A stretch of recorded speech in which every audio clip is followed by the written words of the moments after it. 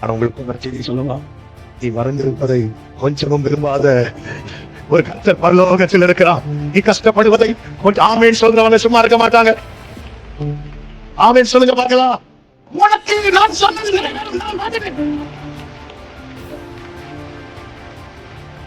Simeon வாரா அப்படி கையில வாங்கி, ஏங்க நீங்க இத்தனை வருஷம் காத்திருக்கிறீங்க, அது உங்க கையில வாங்கி உங்க கையில பாக்குறத கொஞ்சம் பார்க்க ஆரம்பிங்க.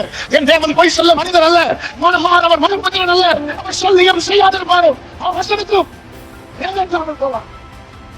நான் நினைக்கிறது நடக்கணும்ல. நம்ம வெரி ஃபர்ஸ்ட் ஒரு பிளான் போட்டோம் தெரியுமா, அது பிளான் பி. நம்ம வெரி ஃபர்ஸ்ட் ஒரு பிளான் போட்டோம் தெரியுமா, அது பிளான் ஏ கிடையாது. பிளான் ஏ நம்ம அந்த கனவை தோன்றதுக்கு முன்னாடி கர்த்தர் போட்டு வைத்தது. நான் நினைத்திருக்கிற பணியே நடக்கும். உபாகமம் 1வது அதிகாரம் 6, 7, 8 வசனங்களை பார்க்கும்போது வாசியுங்கள். நம்முடைய தேவனாகிய கர்த்தர் நம்மோட சொன்னது என்னவென்றால், நீங்கள் இந்த மலை அருகே தங்கி இருந்தது போதும். நீங்கள் திரும்பி பிரயாணம் புறப்பட்டு எமோரியர் மலைநாட்டிற்கும் அதற்கு அடுத்த எல்லா சமனான வெளிகளிலும் குன்றுகளிலும் பள்ளத்தாக்குகளிலும் தென் திசையிலும் கடலோரத்திலும் இருக்கிற கானானியின் தேசத்துக்கும் லீபனோனுக்கும் ஐப்ராத்து நதி என்னும் பெரிய நதி வரைக்கும் போங்கள். இதோ இந்த தேசத்தை உங்களுக்கு முன்பாக வைத்தேன், நீங்கள் போய் கர்த்தர் உங்கள் பிதாக்களாகிய அப்படியே லாஸ்ட் வாசிங்க, ஆணையிட்டு கொடுத்த அந்த தேசத்தை சுதந்தரித்துக் கொள்ளுங்கள். லீபனோன் சுதந்தரிக்கும்படி கர்த்தர் வைத்தது. அப்படி என்றால் கர்த்தர் வைத்த சுதந்திரம், கர்த்தருடைய சுதந்திரம். பிரியமான கர்த்தருடைய பிள்ளைகளே, என்னையும் உங்களையும் கர்த்தர் தம்முடைய சுதந்திரமாய் தெரிந்தெடுத்திருக்கிறார். சத்தம் ஆமீன் சொல்லுங்க. நம்ம ஆராதனை முடிவுல அந்த ரட்சிப்பு கடைசி வரை காக்கப்படணும்னு ஜெபம் பண்ணோமே, இதுதான் சுதந்திரம், இதுதான் சுதந்திரம். ஹல்லேலூயா. நீரல்லால் எங்களுக்கு பரலோகில் ஆமே நீரெல்லாம்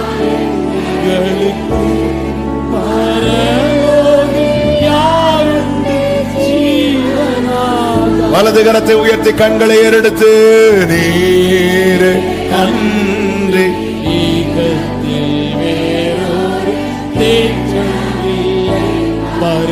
ரிமம் லோத்தம் அமரேஷனரே நீரை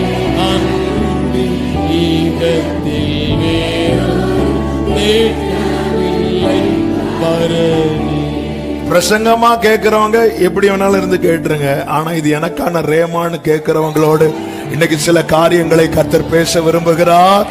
ஆமேன் சொல்லுங்க பார்க்கலாம். எத்தனை பேர் இன்னைக்கு கர்த்தர் என் கூட பேச விரும்புறார், இன்னைக்கு என் கூட தான் பேச போறார். ஆமேன் ஆமேன் சொல்லுங்க பார்க்கலாம். ஹல்லேலூயா. இது கர்த்தருடைய சுதந்திரம். ஆனா மோசே கிட்ட ஆண்டவர் சொல்லுவா, உபாகமம் 3வது அதிகாரம் அதனுடைய 25 முதல் பாருங்கள். நான் கடந்து போய் யோர்தானுக்கு அப்புறத்தில் உள்ள அந்த நல்ல தேசத்தையும் அந்த நல்ல மலையையும் லீபனோனையும் பார்க்கும்படி இந்த சம்பவம் நமக்கு தெரியும். மோசைக்கு எல்லாம் கொடுத்த மோசை மனசுல இந்த லீபனோன் இருக்கு. ஏன்னா சுதந்திரம் அல்லவா, சுதந்திரம், நமக்கான சுதந்திரம் நமக்குள்ள இருக்கணும். நல்லா புரிஞ்சுக்கோங்க, நல்ல கவனமா கேளுங்க. அந்த சரித்திரத்துக்குள்ள எல்லாம் போகல, அந்த வேர்டுக்குள்ள போயிட்டு செய்தியை சொல்லி முடிக்க விரும்புறேன். ஒரு கட்டத்தில் ஆண்டவர் மோசே கிட்ட சொல்லுவார், மோசே வேண்டாவா வந்துரு அப்படின்னு. வான்னு சொல்லும் போது மோசே ரிக்வெஸ்ட் பண்றாரு, ஆண்டவரே நான் போய் அதை பார்க்கணும், நான் போய் பார்க்கட்டுமா அப்படி கேட்கும் போது ஆண்டவர் ஸ்டாப் பண்ணுவார். பாருங்க அடுத்த வசனம். கர்த்தரோ உங்கள் நிமித்தம் என்மேல் கோபம் கொண்டு எனக்கு செவி கொடாமல் என்னை நோக்கி போதும் இனி இந்த காரியத்தை குறித்து என்னோட பேசாத. எப்படிங்க இருக்கும்? ஒரு காரியத்துக்காக ஜோம் பண்ணி ஒரு இடத்துல வரும்போது இனி நீ ஜோம் பண்ணாத, போதும். ஏன்னா ஏன் அங்க நிறுத்துறா தெரியுமா மோசைய? மோசை இன்னும் கொஞ்சம் கேட்ட ஆண்டவர் தெரியும் பாரு.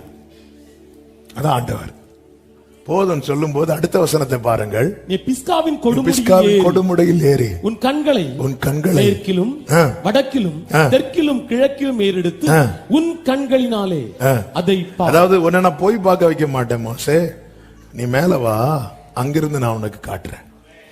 இப்ப மோசே அந்த பிஸ்காவின் கொடுமுடையில் ஏறி ஏக்கத்தோடு பார்க்கிறான். மோசேயின் ஏக்கம் அது. மனசுல இருக்கிற சுதந்திரம், மோசேயின் ஏக்கம், இந்த ஏக்கத்தோடு பார்க்கிறான். எதுக்கு இந்த வார்த்தைகளை எடுத்து சொன்னேன் அப்படின்னா, பிதாவின் வலது பார்சத்தில் இருக்கிற ஒருவர் ஏக்கத்தோடு நம்மளை பார்க்கிறார். ஏக்கத்தோடு, ஏக்கத்தோடு. எப்படி மோசே ஏக்கத்தோடு இந்த லீபனோனை பிஸ்காவின் கொடிமுடியில் ஏறி இப்படி பார்த்தாரோ, அதே போல அவருடைய இரத்தத்தால் சம்பாதித்த அவருடைய சுதந்திரமாகிய லீபனோன் யாரு? நானும் நீங்கள் தான். நம்ம கூட ஒரு வசனம் பேசுதுனாலே அதுல வர கேரக்டரா மாறிடணும். அப்படி மாறி பழகுங்க, அப்பதான் பைபிள் இன்ட்ரெஸ்டா இருக்கும். புஸ்தக சுருளில் என்னை குறித்து எழுதப்பட்டிருக்கிறது. இன்னைக்கு அநேகருக்கு பைபிள் ஏன் படிக்க பிடிக்க மாட்டேங்க தெரியுமா?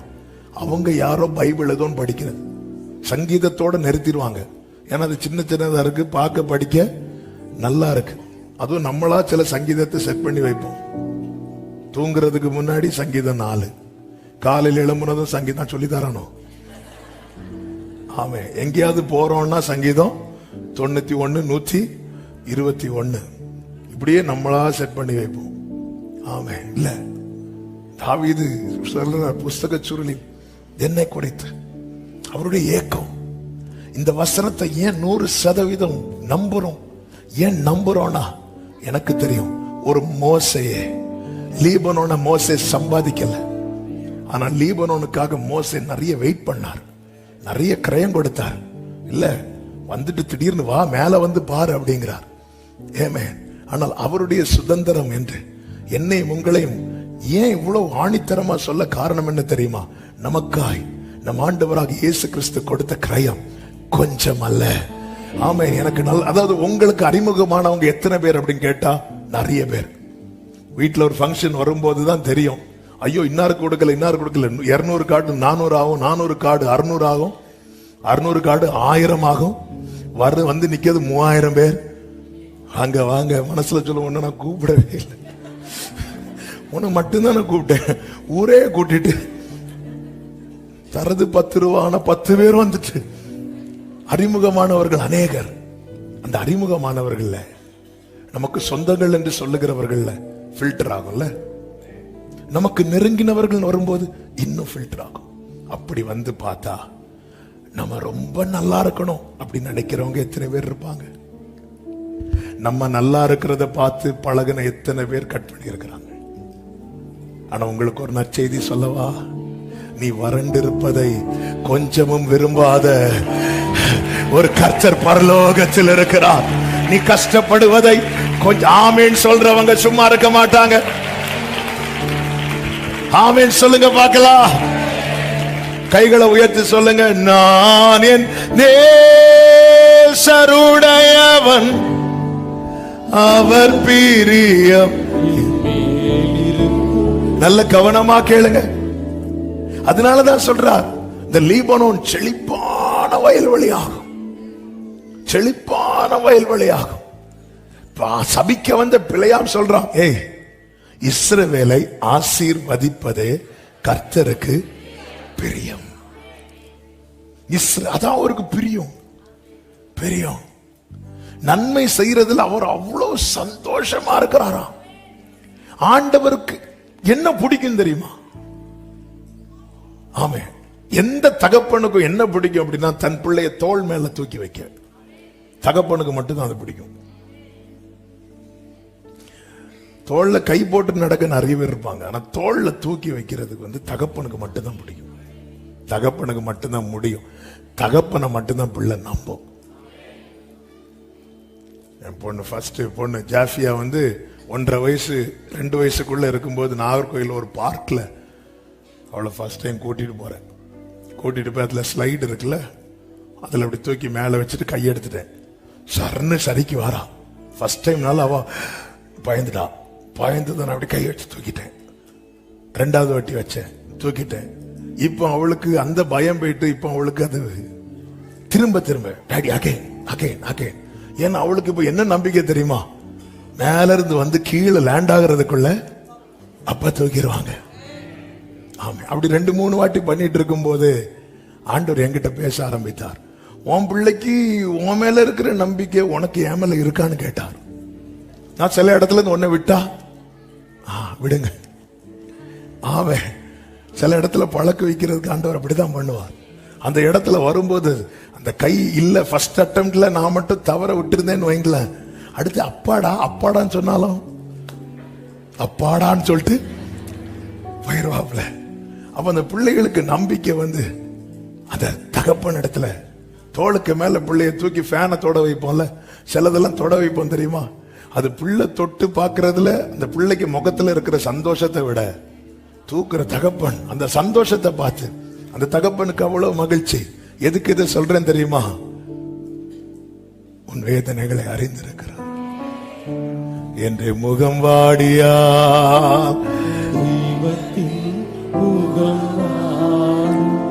ஜீசஸ் சிலுவையிலே நேசகுமாரன் துடித்த போது பிதாவாகிய தேவன் தம்முடைய இருதயத்தை கிழிப்பதின் அடையாளமாக மகா பரிசுத்த ஸ்தலத்தை மூடி இருந்த திரைச்சீலை மேலிருந்து கீழாக 2ஆக கிழிக்கப்பட்டது.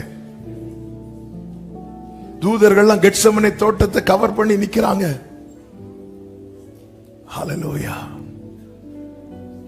ஏக்கம், அவருடைய ஏக்கம், இயேசுவின் ஏக்கம் என்ன தெரியுமா? நம்முடைய ஏக்கம் இயேசு இப்படி மாறிடணும். இயேசுவின் ஏக்கம் யாருன்னா நாம, நம்முடைய ஏக்கம் இயேசுவா மாறணும். இப்படி ஒரு மாற்றம் சபைக்கு வருவதாக சத்தமா ஆமென் சொல்லுங்க பார்க்கலாம். லீபனோன் கொஞ்ச காலத்துல லீபனோன் செழிப்பான வயல்வெளியா மாறணும்னா இப்போ லீபனோனுடைய கண்டிஷன் என்ன?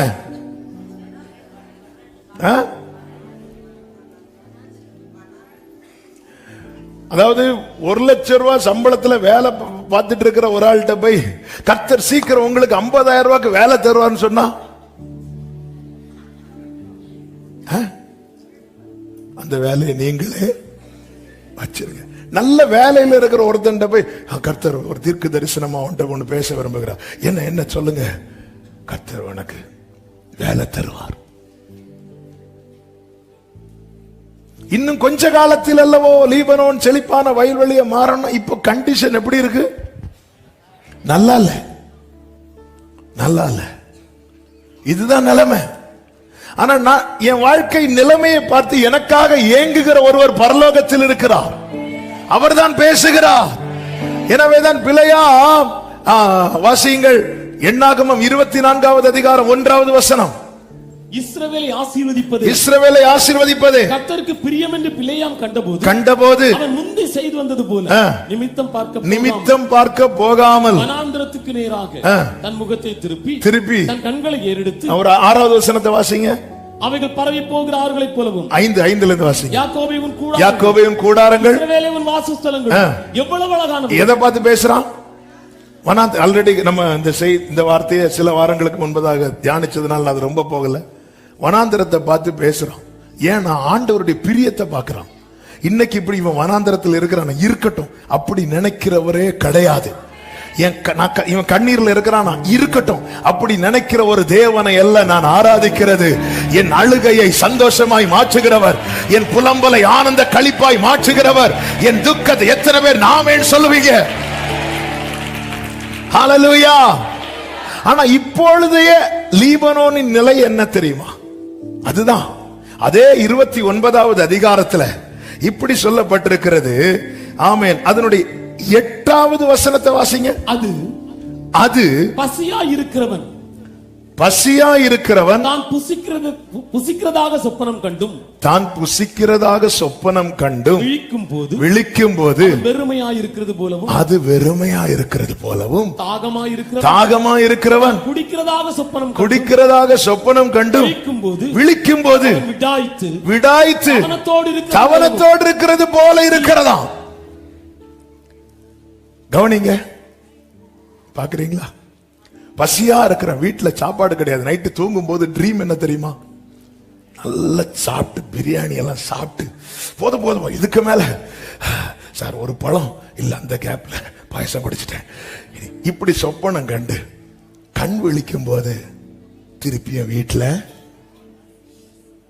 ஒண்ணுமே இல்லை. ஐயோ ஒண்ணே இல்லைன்னு சொல்லிட்டு திருப்பி கண்ணை மூடின அந்த சொப்பனம் வருமா? சிலர் எழும்பி திருப்பி படுப்பாங்க. ஏன்னா விட்ட சொப்பனத்தை திரும்ப பாக்குறதுக்கு. தாகமா இருக்கிற வீட்டுல தண்ணி இல்லை, ஆனா கனவுல என்ன தெரியுமா? தண்ணியில குடிக்கிறது என்ன, குளிக்கிறது என்ன, ஆனா விழிக்கும் போது அதே தாகம். சர்ச்சில் இருக்கும்போது வார்த்தை வரும்போது இப்போ பானையில எண்ணெய் குறையல, மாவு குறையல. ஆமேன். வீட்டுல போனா எத்தனை பானை எடுத்து மாத்தி வைக்கணும், எத்தனை பானை எங்க கொடுக்கும், ஐயோ இவங்க வந்த 2 பானை தூக்கிட்டு போயிருவாங்களே, பிளான் எல்லாம் பயங்கரமா இருக்கும். வீட்டுல போய் பார்த்தா இதான் நிலைமை. வார்த்தை கேட்கும் போது, ஆகஸ்ட் ஜெபத்துல ஒவ்வொரு வார்த்தையை கேட்கும் போது இப்போ கொடி எடுத்து எங்க நாட்டுறதுக்கு இடத்தை பார்த்துட்டு இருக்கிறோம். ஆமென். ஆனா ரியாலிட்டி, என்னுடைய தரிசனங்கள் எல்லாம் நான் திருப்தியா இருக்கிறது போல இருக்கிறது. ஆனா நான் இருக்கிறதோ, எனக்கு வருகிற ரேமா, எனக்கு வருகிற தரிசனம், எனக்கு வருகிற சொப்பனம் எல்லாமே பார்த்தா, யோசேப்பு கண்ட சொப்பனம் என்ன? தலைவர் மட்டும் மேல, மீதி எல்லாரும் கீழே. அடுத்த நாள் என்ன? யோசேப்பு கீழே, மீதி 10 பேரும். என்ன ஆண்டவரே இது? நான் கண்ட சொப்பனம் என்பது நான் சாப்பிட்டு திருப்தியா இருக்கிறேன், மீதி எல்லாரும் சாஷ்டாங்க விழுந்து கிடக்குறாங்க. இப்ப எல்லாருக்கும் முன்னாடி நான் விழுந்து கிடக்குறேன். விழுந்து கிடந்துட்டு சொப்பனம் சொல்லும் போது எப்படி சொல்லியிருப்பார் யோசேப்பு? அதாவது, நான் நேற்று ஒரு சொப்பனம் பார்த்தேன், நீங்க எல்லாரும் என்ன வணங்கிட்டு இருந்தீங்க. இப்ப குழியில தூக்கி போட்டுட்டு இவங்க 10 பேர் பார்க்கும்போது உள்ள, அண்ணா அண்ணா பிளீஸ், ஏதோ சொப்பனம் பார்த்துலாம் பிளீஸ். இதான் நிலைமை. அவன் என்னாண்டவரே, அப்ப இதெல்லாம் வெறும் சொப்பனமா? இதெல்லாம் வெறும் சொப்பனமா? இங்கதான் ஆண்டவர் சபைக்கு சொல்ல விரும்புகிற வார்த்தை.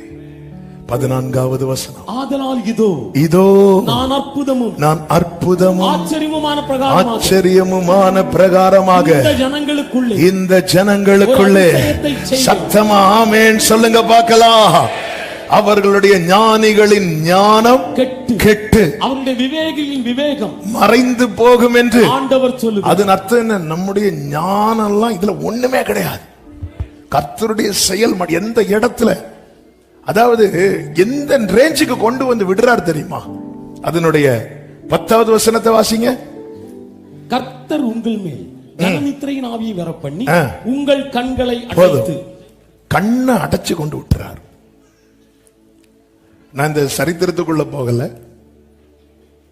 நான் இந்த வார்த்தைகள் ஆவியானவர் பேசுனது அப்படியே உங்கள்ட்ட சொல்லிட்டே இருக்கிறேன்.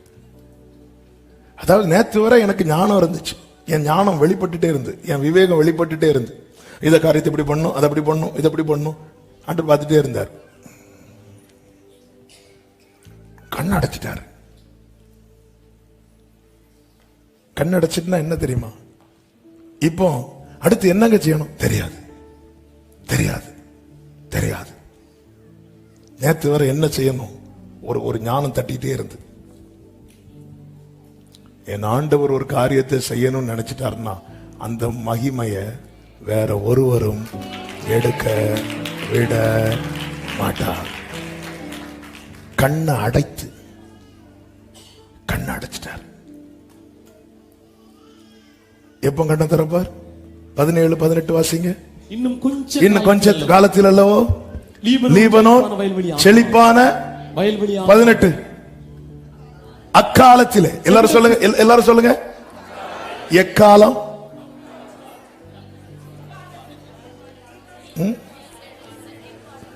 அந்நிய பாஷை பேசக்கூடாது இப்போ. எக்காலம், அக்காலம் எப்போ வரும்? கொஞ்ச காலத்துல. ஆமென் சொல்லுங்க. அக்காலத்திலே செவிடர் புஸ்தகத்தின் வசனங்களை கேட்பார்கள். அடுத்த வார்த்தை, குருடரின் கண்கள் இருளுக்கும் அந்தகாரத்துக்கும் நீங்களாகி சத்தம் ஆமென் சொல்லுங்க பார்க்கலாம். அதன் அர்த்தம் அவர் செய்து முடிக்கிறது வரைக்கும் எனக்கு உனக்கு என்ன தெரியாது, தெரியாது. நம்ம ஞானம்லாம் இருக்குல்ல, அது கெட்டு போக பண்ணிடுவார். ஆண்டவரே நான் ரொம்ப யோசித்தேன். ஆண்டவரே நீ ரொம்ப யோசிக்க கூடாது. நான் உன்னை அழைக்கப்பட்ட அழைப்பை பார், ஞானிகளை வெட்கப்படுத்தும்படி வைத்து. இது நீ ஏன் மறக்கிற? ஒரு இடத்துல, அதாவது சில இடத்துல நமக்கு முன்னாடி ஞானிகள் வெட்கப்படும் போது நம்ம என்ன நினைச்சிட்டு இருக்கோம் தெரியுமா? அவங்கள விட ரொம்ப ஞானி நினைச்சிட்டு இருக்கோம். இல்ல, நம்ம ஞானி நினைச்சா நம்மளை வெட்கப்படுத்த இன்னொரு பைத்தியத்தை கொண்டு வருவார். யாரையோ வெட்கப்படுத்த நம்மளை கொண்டு வந்தது போல. ஆமென், ஹல்லேலூயா. கழுதைக்கு பின்னாக நடந்த சவுலை கொண்டு வந்தார். சவுல் கொஞ்சம் நிமிர்ந்ததும் ஆட்டுக்கு பின்னாடி நடந்து தாவீதை கொண்டு வரார். அப்படிதான் தேவனுடைய செயல். அப்படிதான் இன்னொரு ராஜா இன்னொரு இடத்துல அப்படி இல்லை, கழுதைக்கு பின்னாடி நடந்து சரி ஆட்டுக்கு பின்னாடி நடந்தவனை தூக்கும். இப்படிதான் வெட்கப்படுத்துவார் ஆண்டவர். மகா ரூபவதியான வஸ்திய தள்ளி ரூபவதியான ரூத், சாரி எஸ்தர், ரூபவதி. வஸ்தியை குறித்து எப்படி சொல்லப்பட்டிருக்கிறது? மகா ரூபவதி. எஸ்தர் யாரு? ரூபவதி. அவ்வளவுதான். அதை விட வேற அழகான யாரும் இல்ல.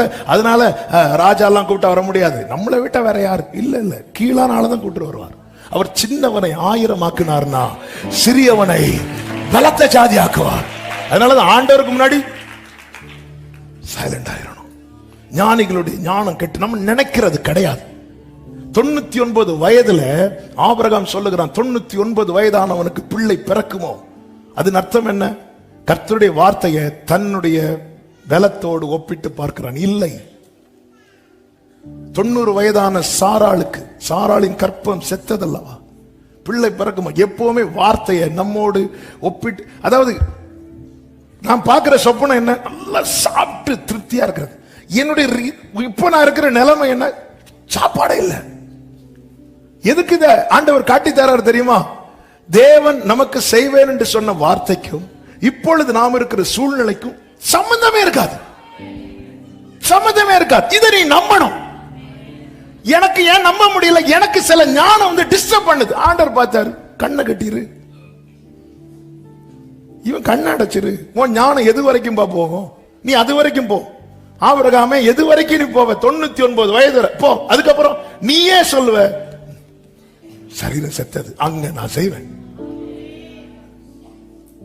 உன் அறிவு எதுவரை வேலை செய்யட்டும். என் நினைவுகள் அல்ல உங்கள் நினைவுகள், என் வழிகள் அல்ல உங்கள் வழிகள். பூமிக்கு வானம் எவ்வளவு உயரமோ அப்படியே உங்களை குறித்த என் நினைவுகளும். ஆமே, நம்ம நினைக்கிறது கிடையாது. நம்ம இங்க இருந்து ஆமேன்னு சொல்லிட்டு வீட்டுக்கு போகும். வானையில எண்ணெய் குறையாது, மாவு குறையாதுன்னு சொல்லிட்டு போகும்போது, ஆமே இப்படி போகும்போது பிள்ளை வந்து அம்மாட்ட, அம்மா அப்ப நம்ம வீட்டுல ஒரு குறையும் வராது இல்லாம சும்மா இரு. அவர் அப்படிதான் சொல்லுவார், நீ வீட்டுக்கு அது எப்படி குறையாம இருக்கும்? எடுக்க எடுக்க இந்த அறிவு இருக்குல்ல, இது கெட்டு போகுமா? நிறைய இடத்துல அதான் ஆண்டவர் நம்புவதற்கு ஏதுவல்ல. ஆமென். ஒரு குறிப்பிட்ட கிராமத்தை குறித்து ஒரு செய்தி படித்தேன். கொரோனா நாட்களிலே பயமே இல்லாம அந்த பட்டணத்தார் வாழ்ந்தார்கள். அங்க ஒரு மரணமும் இல்லை, ஒரு பயம் கிடையாது. அவ்வளவு, அதாவது வேர்ல்டே ஸ்தம்பித்து பயந்து தங்களை அடைத்துக் கொண்டு மறைவிடங்களில் ஒளித்திருக்கிறது போல ஒளித்துக் கொண்டு பக்கத்து ரூமில் இருக்கிற ஒய்ஃபை போன் பண்ணி கூப்பிட்டு, ஹலோ எப்படி இருக்க? நான் இப்ப ரொம்ப நல்லா இருக்கேன், நீ அப்படியே இருந்து அப்படி சொல்ற அளவுக்கு எல்லாம் தள்ளி தள்ளி இருக்கிற இடத்துல ஒரு குறிப்பிட்ட கிராமம், ஒரு மலைப்பகுதியில் இருக்கிற ஒரு கிராமத்துல ஒரு ஆளுக்கு ஒரு பாதிப்பு இல்லை, சந்தோஷமா இருந்தாங்க. அப்போ அதை விசாரிக்க ஒரு ரிப்போர்ட்டர் போய் கேட்கும் போதுதான் செய்தி அறிந்தார். என்னவென்றால் அங்க ஒரு வீட்டிலையும் டிவி கிடையாது. இப்படி கொரோனா பாதிக்கப்பட்ட போது நீங்க என்ன செஞ்சீங்க? கொரோனாவா அப்படின்னா அவங்களுக்கு அப்படி ஒரு நியூஸே தெரியாது. இந்த விஷயத்தில் அவங்க பேதையா இருந்தாங்க, நல்லா இருந்தாங்க, ஒருவருக்கு ஒருவர் சந்தோஷமா இருந்தாங்க. சில அறிவு நம்மளை ரொம்ப கெடுக்குது. ஐயோ எனக்கு 60 வயசு ஆகுது, ஐயோ எனக்கு 60 வயசு ஆகல, எனக்கு ஐயோ எனக்கு இப்படி ஆகுது. இனி இந்த இடத்துல தான், அதாவது அந்த ஞானிகளின் ஞானம் சிலதை கெடுறதுக்காக வெயிட் பண்ணிட்டு இருக்கிறாங்க. நம்ம கெட்டா என்ன செய்வோம்? ஒரு பொருள் கெட்டுட்டு என்ன செய்வோம்? அதாவது நான் நினைக்கிறது ஒர்க் அவுட் ஆகல, அது ஒர்க் அவுட் ஆக கூடாதுங்கிறதுக்காக என் கண்ணை கட்டுறார்.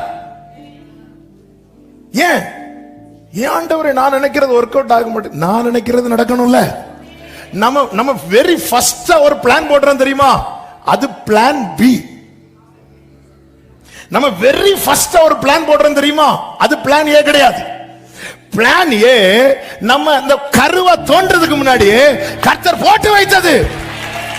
நான் நினைத்திருக்கிறபடியே நடக்கும். பேதுருவை 4 அடுக்கு பாதுகாப்புக்குள்ள வச்சு அடைச்சு வச்சாச்சு. சில ஸ்திரீகள் சேர்ந்து இருந்து ஜெபம் பண்றாங்க. என்ன விசுவாசம் அவர்களுடைய விசுவாசம்! ஆமென். அது 1-2 அடுக்கு இல்ல, 4 அடுக்கு. ஏன்னா யாக்கோபை கொன்னாச்சு. ஜெபம் பண்ணிட்டு இருக்கிறாங்க, கர்த்தர் தூதனை அனுப்புறார். ஆமே, நம்ம ஒரு இடத்துல இருந்து ஜெபம் பண்ணா எங்க யார் அனுப்பணுமோ கர்த்தர் அனுப்புவார். அந்த தேவன் இன்றும் ஜீவன் உள்ளவராய் இருக்கிறார். தூதன் போய் பேதுருக்கு விழாவில் ஒரு குத்து. சிலர் அப்படிதான் எழுப்ப முடியும், லேஸ்ல எல்லாம் எழும்ப மாட்டாங்க. ஒரே குத்து, குத்துன்னு துள்ளி எழும்பியாச்சு. அப்படி அவர் கனவு மாதிரி வராரு. பரவாயில்ல, அவர் என்ன நினைச்சு பாரு, நாளைக்கு கழுத்தை வெட்ட போறாங்க. நம்மளை எங்க ஆண்டவர் கூட்டிட்டு போறாரு? இதோ வருகிறேன் ஆண்டவரே, இதோ வருகிறேன். சிலர் பாக்குற சொப்பனெல்லாம் அப்படி எழும்பி போறது மாதிரி, இன்னும் வந்துட்டேன் ஆண்டவரே, வந்துட்டேன் ஆண்டவரே. அப்படி போயிட்டு இருக்கும்போது வெளியே வந்துதான் நம்மளுக்கு அப்படி இருக்கும்போது நேரம் ஓடி போறார். அங்க என்ன நடக்கு? வீட்டுக்குள்ள ஜெபம் நடக்கு. இவர் போய் கதவை தட்டுறாரு. தட்டும்போது ஒரு ஸ்திரீ ஓடி வரா. அவ பேர் என்ன தெரியுமா? ரோதை. ஓடி வந்து, யாரு? நான் தான் பாஸ்டர் பீட்டர் வந்திருக்கிறேன். இவ சந்தோஷத்துல கதவை திறக்காம உள்ள வர. அதாவது இன்னொரு லாக்கு கூட போட்டுட்டு நேரம் வந்து அங்க லீடர்கிட்ட சொல்றாங்க, சிஸ்டர் சிஸ்டர் சிஸ்டர், இப்படி நம்ம ஜெபம் பண்ணோம்ல, பேதுரு வந்திருக்காங்க. நீ சும்மா இருப்பியா? பேதுருவாவது என்ன ஒரு விசுவாசம்! அப்ப நினைவு சொல்லுது இது நடக்காது. ஆனா ஜெபம் பண்ணிட்டு இருக்கிறோம் நிறைய காரியத்துக்கு. நம்ம நினைவு இதெல்லாம் எங்க நடக்குது? நீ இங்க இருந்து ஜெபம் பண்ணுவியா, அவர் அங்க கொடியேத்துவாராம். இதெல்லாம் நம்ம நினைவு நிறைய சொல்லுது, நிறைய சொல்லுது. ஆண்டவர் சொல்லு, இதெல்லாம் கெட்டு போகும் பாரு. நீயே ஒன்னு பைத்தியமா ஃபீல் பண்ணுவ. அப்படி ஒரு செயலை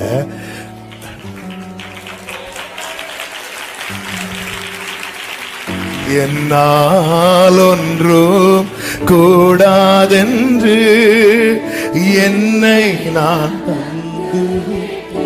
ஆமென் உம்மால் எல்லாம் உம்மை நான் நம்பியுள்ளேன். எல் ஷடாய், எல் ஷடாய்,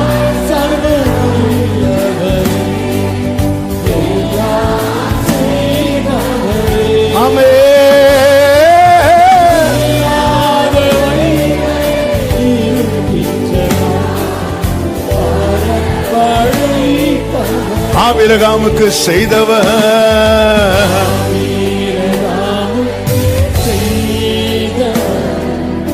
எனக்கும்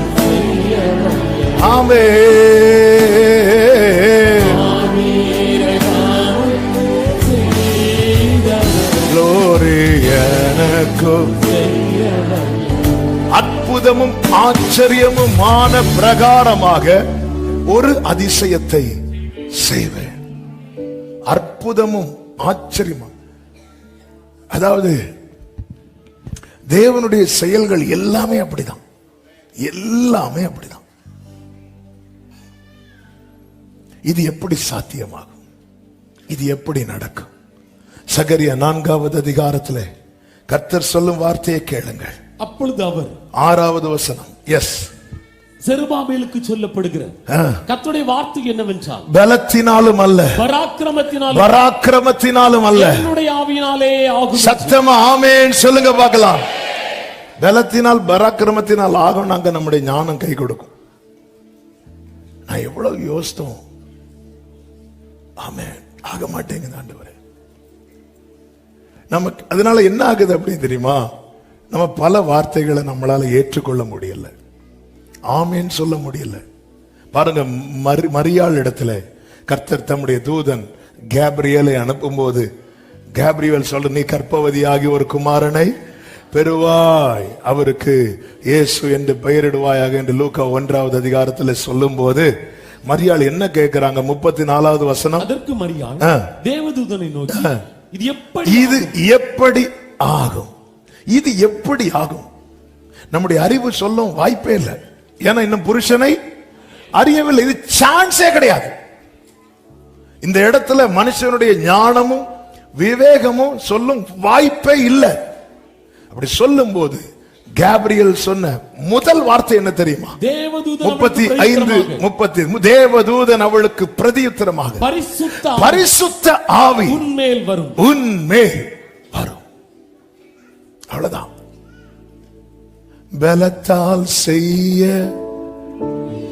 பல கேள்விகளோடு இருக்கிறோமா? இது எப்படி ஆகும்? இது எப்படி ஆகும்?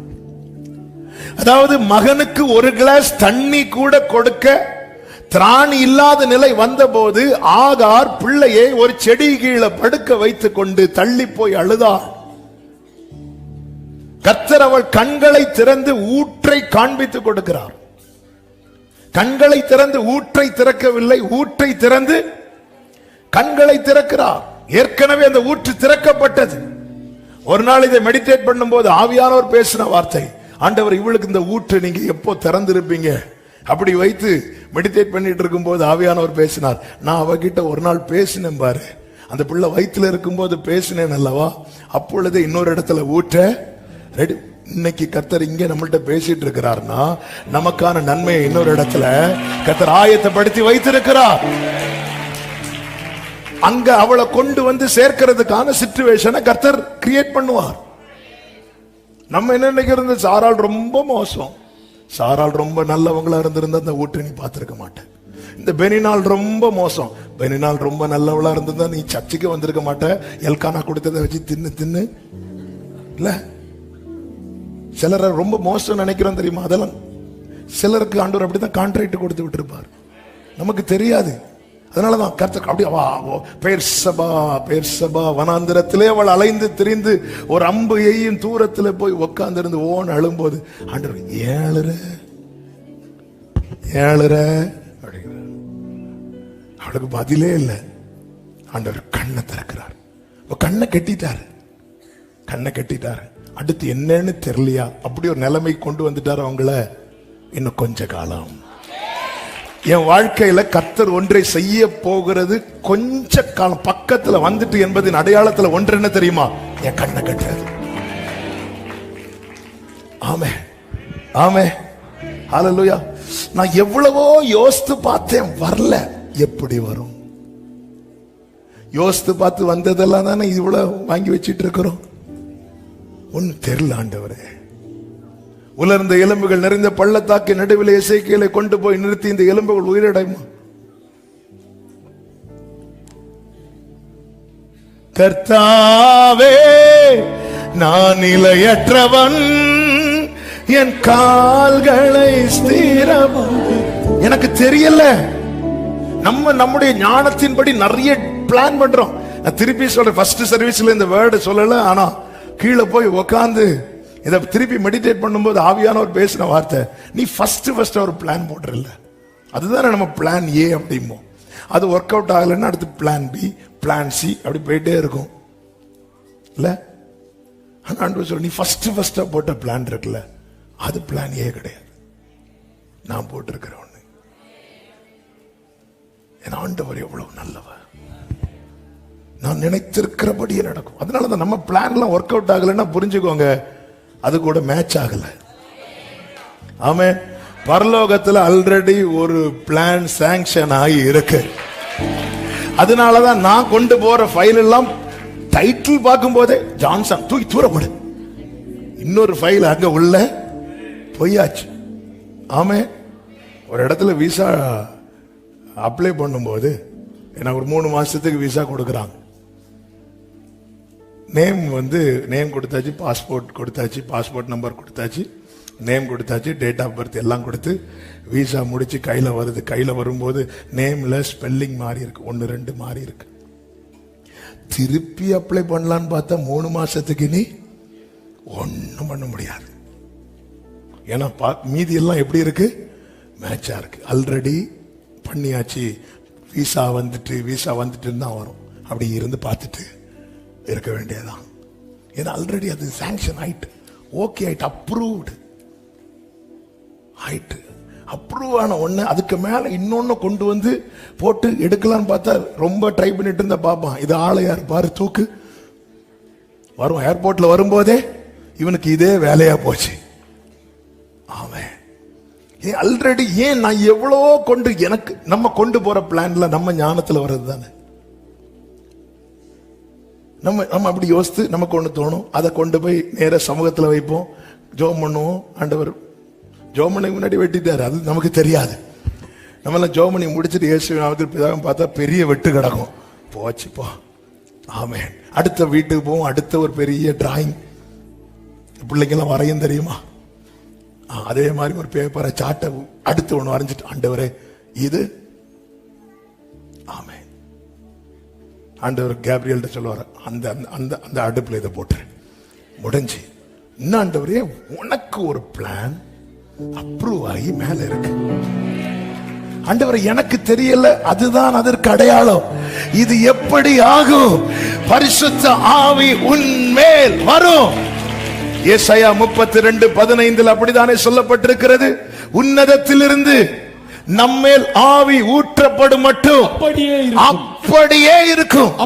அப்பொழுது வனாந்தரம் செழிப்பான வயல்வெளியாகும். திட்டங்கள் தருபவரும் நீர்தானையா, செயல்படுத்தி மகிழ்பவரும் நீர்தானையா. பாடுங்க தெரிஞ்சவங்க. திட்டங்கள் தருபவர் நீர்தானையா, செயல்படுத்தி மகிழ்பவரும் நீர்தானையா. கைகளை உயர்த்தி எஜமானனே எஜமானனே என் ராஜனே எஜமானனே என் ராஜனே எஜமானன் நீர் இருக்க வேலைக்காரனுக்கு ஏன் கவலை, எஜமானன் நீர் இருக்க வேலைக்காரனுக்கு. ஹல்லேலூயா. ஆமென். மரியாள் யோசிக்கல, ஆமென் சொல்லிட்டாங்க. யோசேப்பு யோசித்தான். அதனால யோசேப்பு ஞானம் சொல்லுது, மரியாள தள்ளிவிடு. இதுதான் வித்தியாசம். ஏங்க இப்படி ஒரு பிரச்சனை ஆயிட்டுன்னு வைங்களேன், இதெல்லாம் பிராக்டிக்கலா வந்து அதான் மரியாள வந்து தூதனை வச்சு முதலே வாழ்த்துறதுக்கு ரீசன் என்ன தெரியுமா? நீ பாக்கியவதி. எந்த ஞானங்க எஸ் சொல்லும்? இப்படி இப்படி இப்படி இப்படி வந்து தூதன் வந்து சொன்னா கேட்க நல்லா இருக்கு, பிராக்டிக்கலா எஸ் சொல்லுவோமா? மரியாள் உடனே என்ன பண்றாங்க தெரியுமா? இதோ நான் ஆண்டவருக்கு அடிமைட்டாங்க. அப்புறம் ஒரு தூதனும் யாருக்கிட்ட வரல, மரியாள் கிட்ட வரல. ஃபுல்லா வந்ததுல யாருக்கிட்ட? யோசேப்பு கிட்ட. ஏன் மரியாள் கிட்ட வரல, எடுத்து ஃபுல்லா யோசேப்பு கிட்ட வருது? கரெக்டா அடிக்கிறீங்களே. மரியாள் கொடுத்துட்டாங்களே அடிமையா, யோசேப்பு இன்னும் கொடுக்கல. மரியாள் கொடுத்துட்டாங்க, அடிமைட்டாங்க, சரண்டர் பண்ணிட்டாங்க அவங்கள. இப்படிதான் இருக்கணும்.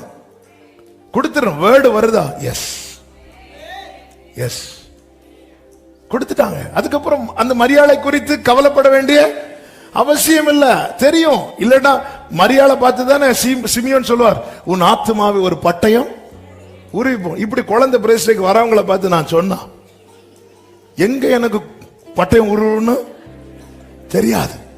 அவரு சொல்றதுக்கு வாய்ப்பு இருக்கு. எதுக்கு ஒரு கத்தி எடுத்து வச்சிரு, நமக்குள்ள பட்டயம் உருவதுக்குள்ள அவருக்கு. மரியாளை பார்த்து பிள்ளை பிரதிஷ்டைக்கு தூக்கிட்டு போறாங்க. சிமியோன் வாங்கி பிளஸ் பண்ணிட்டு திருப்பி கொடுக்கும் போது மரியாளை பார்த்து சொல்றார், உன் ஆத்துமாவை ஒரு பட்டயம் உருவிப்போம்.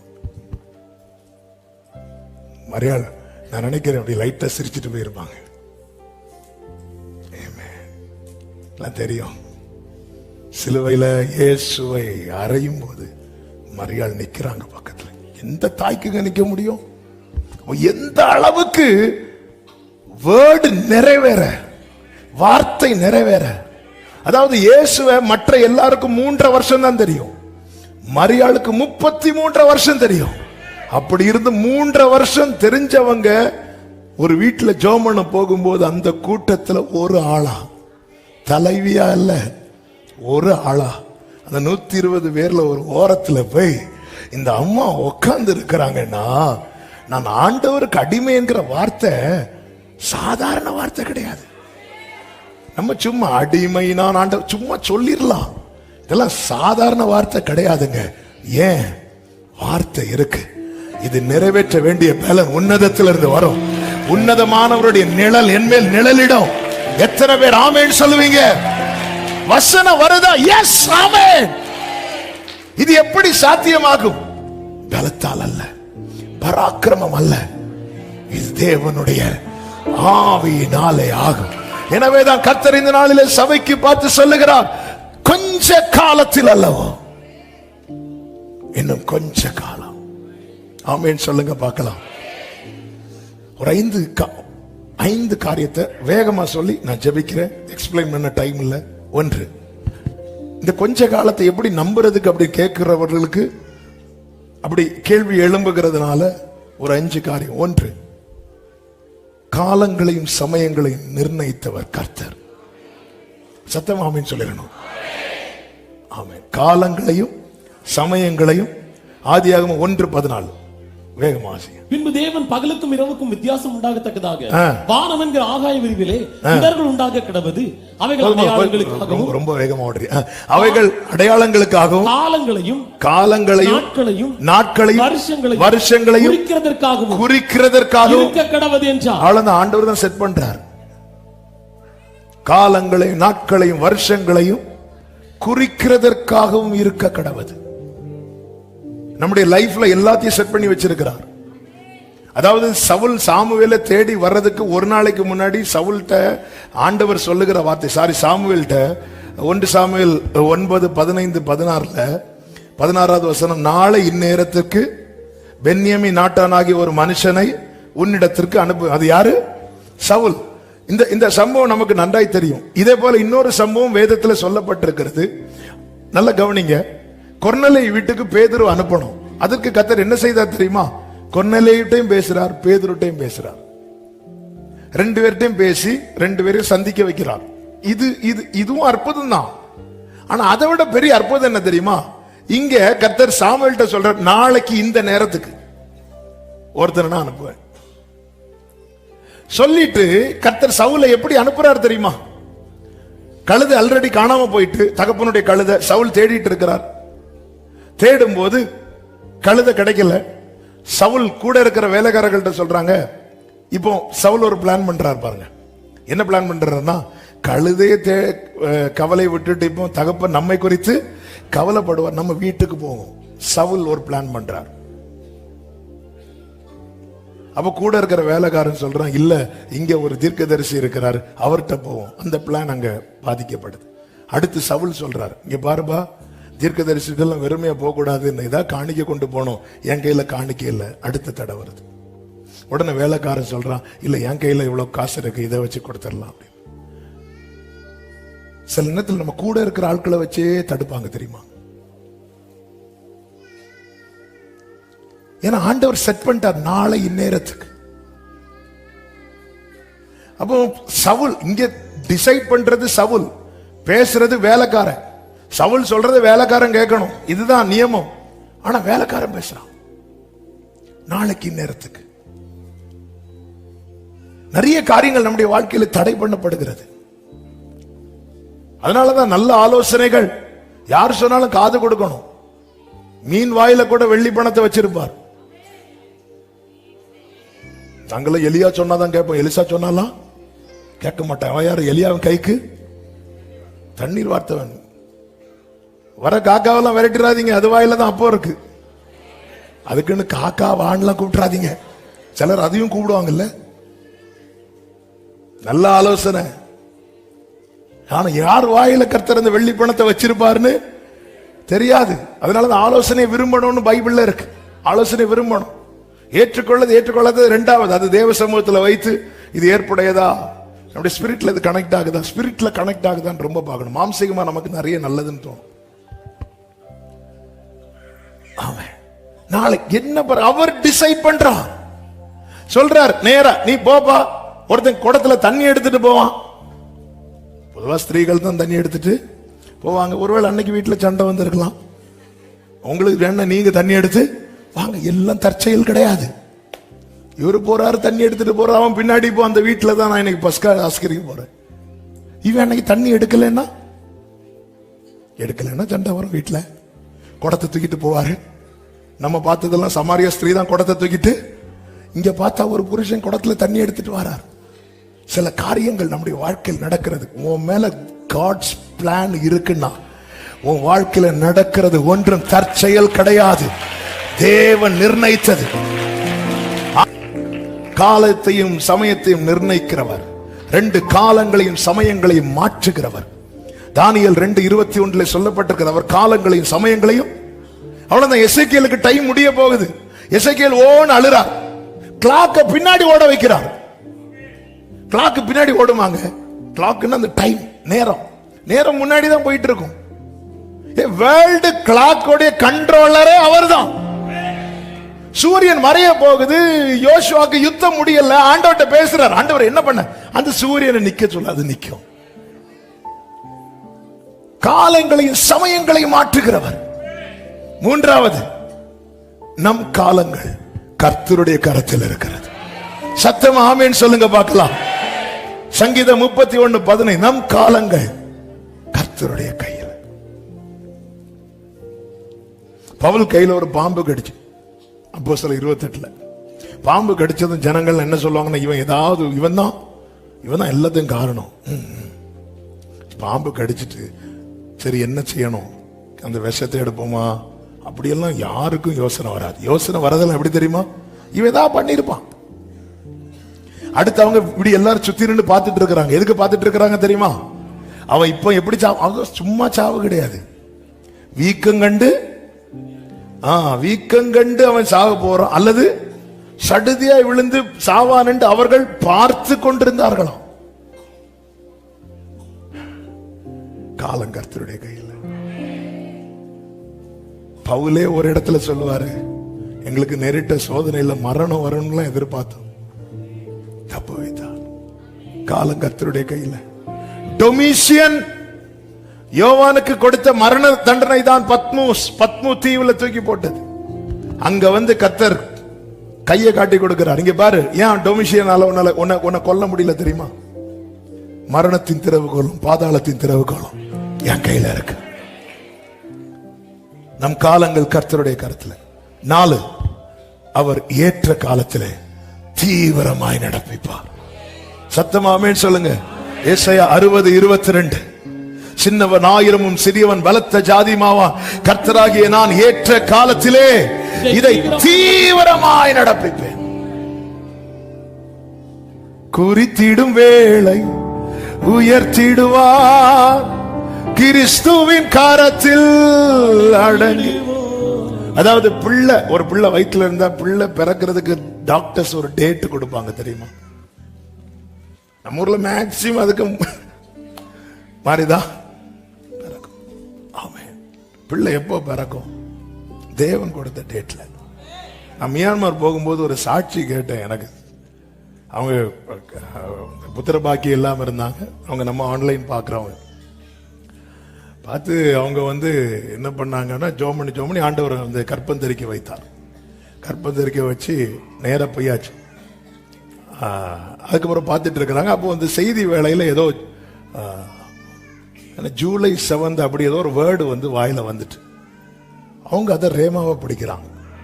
பிடிச்சி வச்சுட்டு அப்போ ஜூலை 7 தான் எனக்கு டெலிவரி அப்படின்னு சொல்லிட்டு அவங்க அதை வச்சு, அதான் சொல்றேன்ல, நம்ம அறிவுக்கு இடம் கொடுக்க வார்த்தை மேல என்ன வராது? நம்பிக்கை வராது. நேரா போய் செக் பண்ணும்போது டாக்டர்ஸ் சொல்றாங்க, ஜூலை 2ஆம் தேதி உங்களுக்கு டேட்டு. மேக்சிமம் அதுக்கு முன்னாடி தான் இருக்கும், 2ஓ 3ஓ டேட், அது தாண்டாது அப்படின்னு டாக்டர் சொல்றாங்க. இவங்க இல்ல ஜூலை 7. யாரு சொன்னா? இது அவங்கள்ட்ட சொல்ல முடியுமா? எங்கள்கிட்ட கர்த்தர் சொன்னார். அது இப்படி நாகர்கோயில் ஒருத்தர் சொன்னார், சொல்ல முடியுமா? இப்படி ஜூலை 7 அது இல்ல. கரெக்டா ஜூலை டாக்டர் கொடுத்த டேட் ஜூலை 1ஆம் தேதி ஆகுது. 2 3ஆம் தேதிக்கு முந்தின நாள் வரும்போது பெயின் வர ஆரம்பிச்சிட்டு நேர பெயின் வந்துட்டுனாலே ஹாஸ்பிட்டல் தூக்கிட்டு போயிடுவாங்க. ஹாஸ்பிட்டல கொண்டு போயாச்சு. கொண்டு போயிருக்கிறான். டாக்டர் இப்படி சிரிக்கிறாராம். வா, எந்த டாக்டர் சொன்னார்? ஜூலை 7. வா வந்து உக்கார். நேரா இருந்தாச்சு. பெயினாகி வெயிட் பண்ணி இருக்கிறாங்க. குழந்தை வரும்னு பார்த்தா பெயின் போயிட்டு டாக்டர் சொன்னாங்க வீட்டுக்கு போகணும். 7ஆம் தேதி வந்தாங்க டெலிவரி.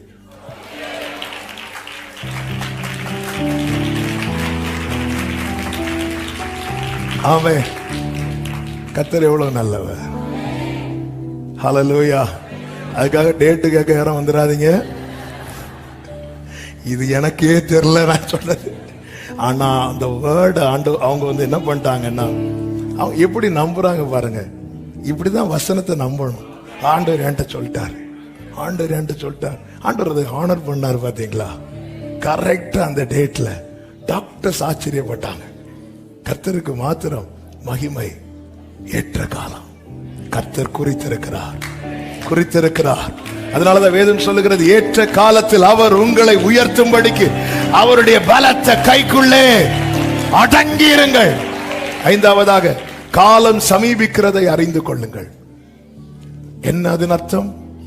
99 வயதுல ஆபிரகாம் சொல்றாரு, என் முன்னாடி நடந்து கொண்டு உத்தமனாயிரு.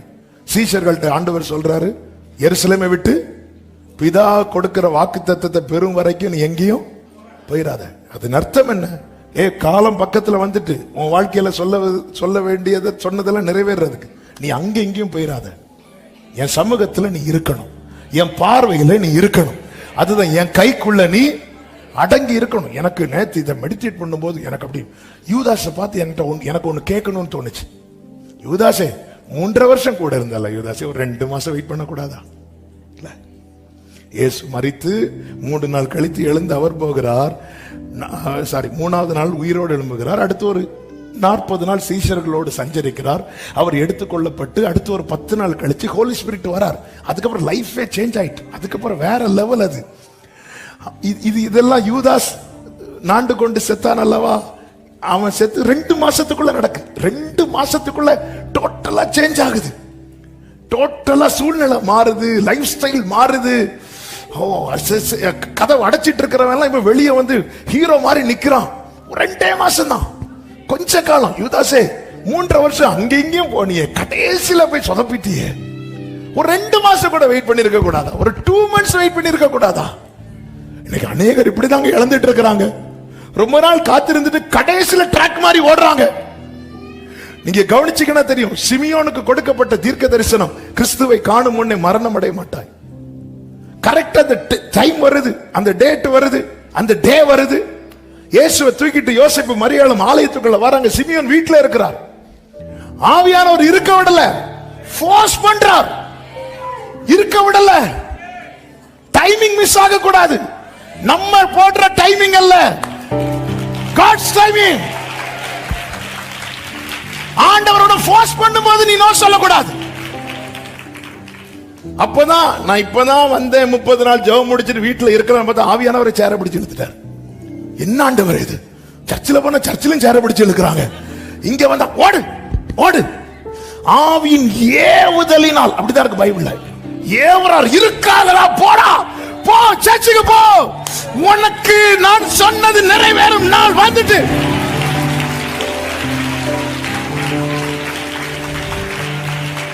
சிமியோன் பாரா அடி கைகளை வாங்கி, எங்க நீங்க இத்தனை வருஷம் காத்திருக்கிறீங்க, அது உங்க கையில வாங்கி உங்க கண்ணுல பாக்குறத கொஞ்சம் பார்க்க ஆரம்பிங்க. என் தேவன் பொய் சொல்ல மனிதர் அல்ல, மனமார் அவர் மனுபுத்திரன் அல்ல. அவர் சொல்லியும் செய்யாதிருப்பாரோ, அவர் வசனத்தும் நிறைவேற்றாமல் போவாரோ. சமூகத்தில் இருக்கணும், பார்வையில் இருக்கணும், பிரசனத்தை விட்டு விலகிடக்கூடாது. அதனாலதான் தாவீது சொல்ற, தீங்கு நாளில் என்னை கூடாரத்தில் மறைத்து அவர் உள்ளே வச்சிருக்க, இருப்பா எங்கேயும் போயிடாத, உட்கார்ந்து டைம் வரும். எலியாவே போய் ஒளித்துக்கொள், நான் சொல்ற இடத்துல தான் இருக்கணும், என் பார்வையிலே இருக்கணும், பார்வையிலே இருக்கணும், பார்வையிலே இருக்கணும். வேலை வரும், வேலை வரும். ஆகாது என்று தள்ளின கல் அத்தனை கண்கள் காண அது தலைக்கல் ஆகும். இது கர்த்தராலே ஆகும். இது நம்முடைய கண்களுக்கு ஆமென் சொல்லுங்க பார்க்கலாம். அன்று நம்மை பாட வைப்பா. இது கர்த்தர் உண்டு பண்ணின நாள், இதிலே களிகூர்ந்து மகிழ கடவோம். இன்னும் கொஞ்ச காலத்தில் அல்லவோ லீபனோன் செழிப்பான வயல்வெளி. எல்லாரும் கண்களை மூடி. ஆண்டவரே, இதுவரை என்ன பிடிச்சு நிக்க வச்சிட்டீங்கப்பா. கடைசியில நான் ஓடிடக்கூடாது, கடைசியில ஓடிடக்கூடாது. நீங்க போதும் ஏசப்பா, உங்க சமூகம். ஒரு விஷயம், உங்க வலது கரத்தை உயர்த்தி இடது கரத்தை இருதயத்தில் வச்சு, ஆண்டவரே, நான் கேட்ட வார்த்தைக்கும் நான் இருக்கிற நிலைமைக்கும் சம்பந்தமே இல்லைன்னு உங்களுக்கு தெரியும். நான் பார்க்கிற தரிசனம்லாம் சாப்பிடுறது மாதிரி பார்க்கிறேன். ஆனா வீட்டுல அடுத்த வேலை நினைக்கும் போது நெஞ்செல்லாம் வலிக்குது.